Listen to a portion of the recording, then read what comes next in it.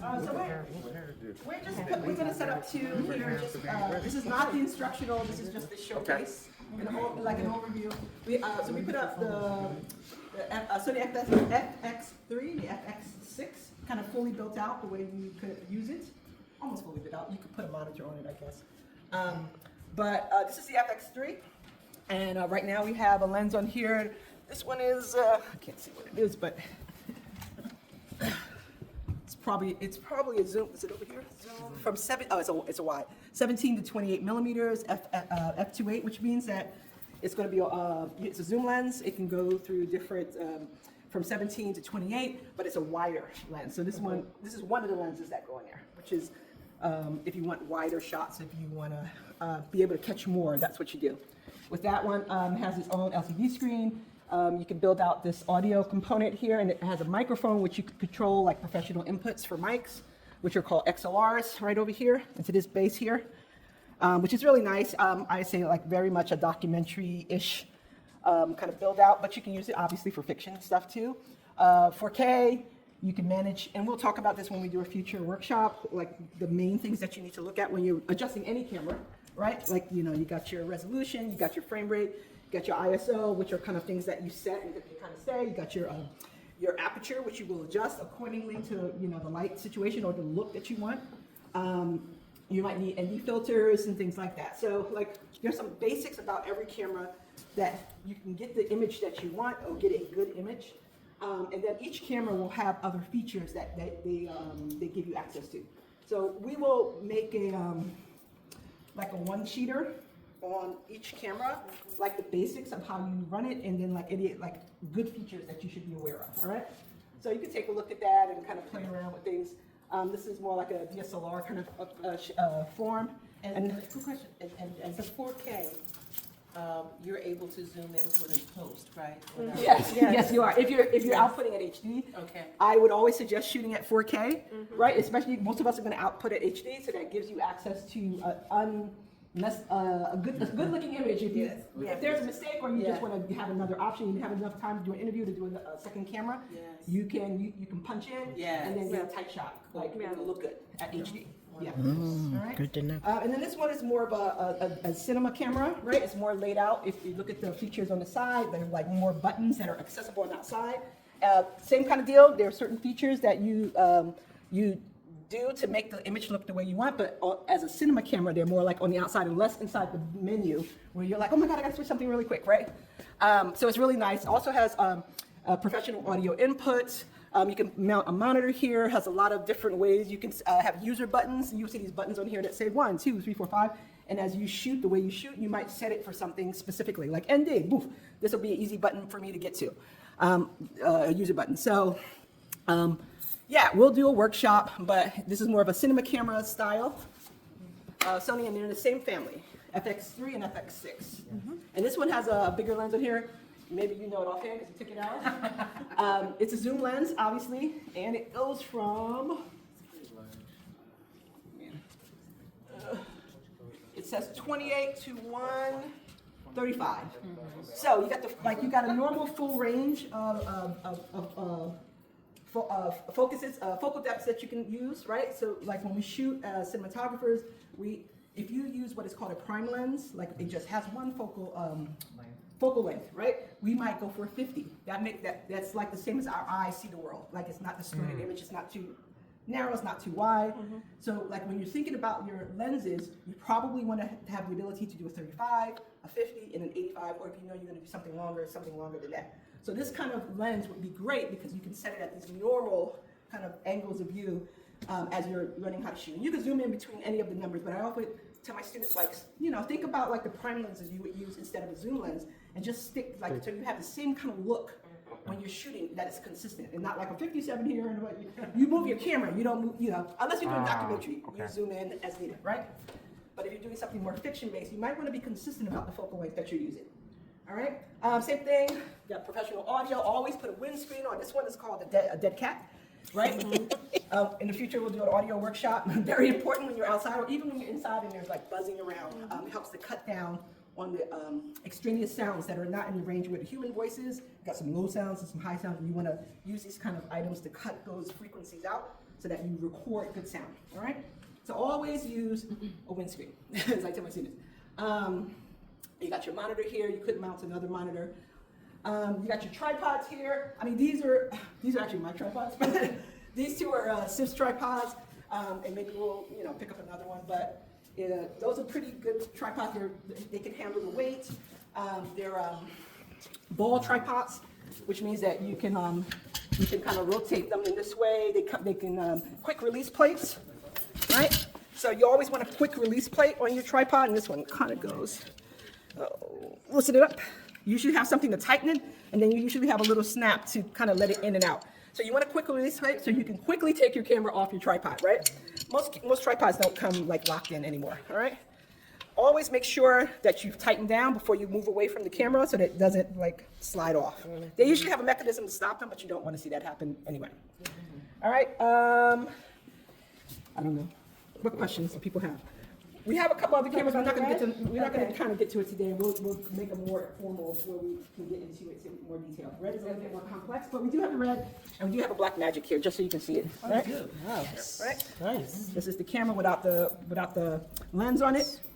It has a cage around it with a handle right now, which is what I'm holding, right? Which is always very useful. You can mount other things onto it, and batteries and accessories, and then the very expensive body of the red Komodo. Thank you. Right here, and it's a menu that you look down on the top, and it's not hard. It's just different. And one thing, like I said, there's like 5 to 10 things you could look about a camera that are consistent, and then you got to know the menu of the specific camera to see what other features they do and where you access them. So as long as you know those 5 to 10 things, you can pretty much switch like in an hour of like looking through the menu of like how to do it. How to use it efficiently, all right? Nice. Yeah, and this also has this like KG feature and, you throw your lens on and stuff like that, yeah. So we definitely will get into a more detailed workshop about using a camera, but it just, just be careful with the camera, make sure somebody's always standing next to it. I have a student the other day who broke a very expensive camera at CCP. Just because he knocked into it? Because they weren't paying attention, like handling it, and it fell over and it crushed the whole thing. Oh, Lens, no. FS7, so. Oh, damn. So you don't want that happening, so always be sure about your tripod. Make sure it's sturdy. Make sure things are locked down. You got your pan lock and your tilt lock. This is your tilt lock right here. Make sure that's locked down. You usually have a pan lock on the front or the back, right? This is a pan. You want to lock it down. These kind of tripods have tension release, so you can make, so if you wanted to do like, let me lock this down. If you wanted to do a faster movement or a slower movement, you can use these gray ones to kind of dictate how fast or slow you can move it. So normally that's a little drag on it. This one's looser. So if you know you're going to do a movement like that, you would put it on 0.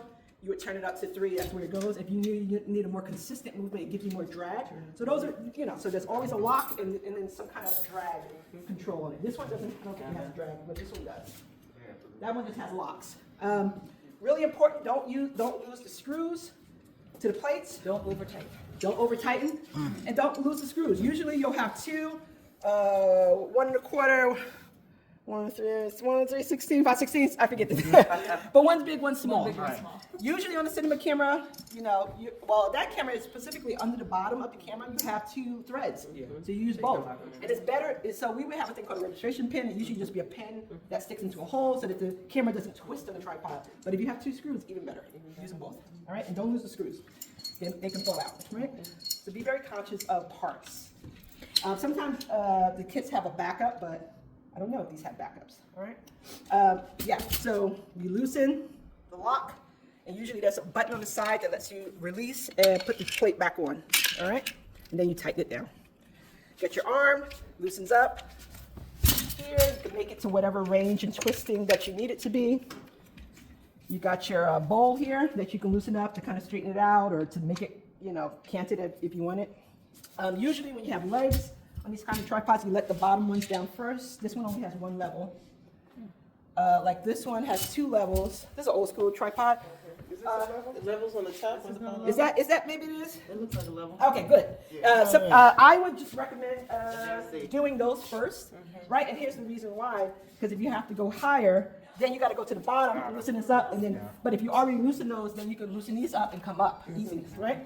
So just like little tidbits here, make sure they're tightened down. Thank you for that. And then you can spread the leg. You can make the leg, extend the legs out. A little wider. Or make them close them up. So how? Yeah, I think this is a good one. I think this is a fine one. Tripods are very expensive, like really heavy and really expensive, and like made of different materials, and they go into the thousands of dollars. So this is probably like, I don't know, like a $500. I'm just guessing. Sackler is a great brand. They're like one of the brands you go to, like heavy film cameras, and so I would trust them with anything they made. All right, but like mine it's a little independent company called Caver, and I've taken that everywhere with me. It's great. You just handle it with care. So how? Oh, I'm sorry. How universal are the lenses? Can you switch them from that to this to that, or everybody has to have their own? Well, a bunch of lenses were bought, and there are a number that are interchangeable with certain camera bodies, right? So, for instance, this big zoom will go on both of these cameras, right? It fits the Sony mount, and this one will fit on there. This little wider lens, right? We'll get back to you about like we'll lay it out, or we'll send it to you. Like what lenses are here and which cameras they work best with. Yeah, it depends on your mount, but I think they bought them yes, it depends on which mount, but I think when they were buying the gear, they were very specific about what lenses they bought, so we know it'll be in the system. This lens goes with this camera body. We'll let you know, we'll give you the focal length or the zoom distance, the zoom focal length. And didn't they buy adapters? Because I know I have possibly, yeah. Yeah, probably. And so they bought more like cine lenses that then you could adapt to this body or to the Blackmagic or probably to the Red. I think the Red has its own lenses. But all this stuff will be made available to you in PDF form very soon. And on the itemized. item hits. Yeah. Item hit. You're able to see, if I take this camera system out, here are the lenses that could go with them and the information about it. It's better just to get a lens that's connected rather than have to adapt. Yes. Yeah. I love both of these cameras though. The FX line is so good. It looks so good. You can use them interchangeably pretty well. With these two? Yeah, the cinema. I think they're great, like affordable cine cameras. Did you use this for your film? Yeah, I use both of them. Yeah. Okay. Yeah. A song for Nia. A song for Is your Nia. primary focal, and then you use that for like the second camera in terms of zoom in and stuff like that? Yeah, okay. It was really good. Yeah, it was really good. Did you use this Highly lens? recommend it. Huh? Did you use this lens? This lens? Yeah. People love Sony. Just in general, the I imaging. have a DCD and some other folks use, but I would set up the cameras and what you call it sometimes too. The joys of indie. Yeah. This camera comes with like 8 batteries. They fit inside the camera body, and then you'll get these batteries that pop on the back in different sizes, right? Like a battery like this will last for hours and hours and hours, and there will also be smaller sizes that will last a little less, right? So make sure you have ample, understand like how long you shoot. Make sure you at least have 2 batteries, if not more, depending on what's checked out, right? But Yeah. this doesn't adapt to the Sony. That's This only big battery? Yeah, that's what I'm saying. Yeah, this is. Because I know I have one that's Power Edge. I use Yeah. it for my. We'll have to set this up another time. Yeah, because I use this for my. Yeah. So. But I didn't. I was wondering if it doesn't adapt to Sony. I have something else for it. Yeah, so then there are at least one brick battery, probably for this one too. And these are different from the batteries that are like that. These are like more higher capacity batteries that are specifically, they have a different mount and everything. And they usually have some other in between device to hook them into the camera via cable. The Blackmagic batteries. But we'll get to that. Yeah, we'll get to these. I mean, that's pretty much. When you say not long, what do you mean? Like 2 hours? That's it? Maybe. Like the maybe, internal yeah, batteries. the internal batteries, like maybe, I don't know if an hour. So always make sure you have a charger with you when you take batteries, and you just rotate as, like make a little station somewhere on your set, and just make sure it's charged up and ready to go when you need to switch out, because you will need to switch out, right? Especially if your battery is running the monitor, well, that kind of battery, especially if the monitor's plugged into it, you'll start draining out, yeah. You do have also the plug-in, if you get the dummy battery, you can plug it in. Yep. Yeah, I don't, do we have that? I'm not sure if I saw that, maybe. You got it? Yeah, there's like a dummy battery that goes in the system like And you that. can also connect that into the power Yes. too. So Okay. Yeah, so, yeah, that's it. Does anybody have any projects that they're thinking about taking out equipment? Yeah. For your dance fund? Okay. And so these two, like these two cameras would match up well. Not that you can't use mixed cameras, but it does give you a different look, right? Thank you guys. Yeah, Thanks, just a Asli. quickie here. Yeah, no, but it's something, and then more. You know, explain this. No way. Okay. Right. Okay. I've been out here.